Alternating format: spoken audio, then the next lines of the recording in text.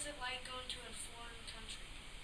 Well, I have to admit, of all the things that when I remember, I was in, like I told you, I was in upstate New York when I got my orders to go to Vietnam. And the first thing I thought about was obviously Vietnam was a hot country in the jungle, and so the first thing I thought about was I know I'll burn up because I'm fair complected, and a snake will eat me because being in the jungle. But it was and obviously I'd never being brought up in Amboy, Indiana. There weren't very many other races even, and so to be in a foreign country and then around a foreign race, Oriental race, we didn't have any Oriental people that I can remember about when I was a kid. And being in a jungle, it was definitely a very exhilarating time for me, and something that I'll obviously never do again. But it was hard to adjust to the heat, the monsoons. Not even counting, obviously, that we were in a war conflict situation too. So that was part. The mosquitoes. I think that was one thing that amazed me. We used to when we were back at our base camp. We'd have these fans we'd buy from our the post exchange, the PX, and everybody had a fan at the head of their bed, just to blow the mosquitoes off of you at night. And you had to have these on full blast. Well, me and another buddy, we shared this one room together. And so I'd wake up in the middle of the night, and we had this oscillating fan. You know what I'm saying? Oscillating, it moves back and forth. We had this thing going back and forth on both of us because we had our heads together. Well, I'd turn this thing off, oscillate it, and put it on just on me. He would wake up and would be absolutely livid with me.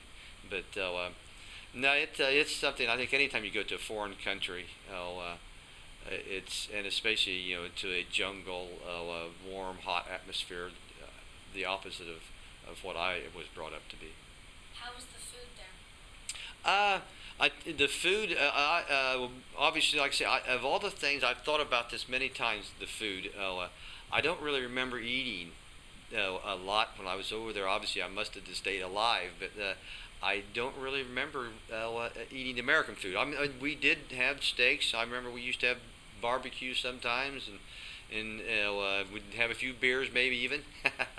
But one thing I do remember about the food, though, I was in the EOD team, and right next to us we had this Korean outfit, and it was the Korean grave registrators actually, and they had this food called kimchi, and I mean, you talk about some of the smelliest stuff you ever smelt in your life. I never tasted it, needless to say, but so that's about all I can say about the food. How did they make kimchi? Oh, I don't. Is it raw fish or something, or cabbage? I tell you, I have not a clue.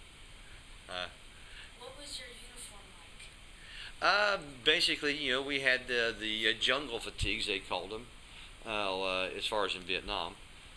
We had jungle boots. All this kind of stuff would dry easy. And of course, I don't know how much you know about, like, too. You always wore that jungle camouflage, dark green. One of the reasons why that is too is because not only to hide you, but it would keep you from seeing blood splatters too. That was one thing that would be for. We wore a helmet, a flak vest, and then that was about it.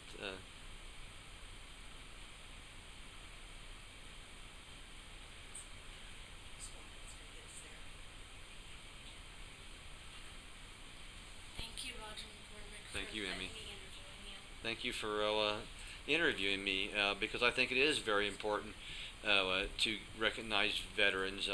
Not just me, obviously, but I appreciate you, asking me being a veteran. But it's for all veterans.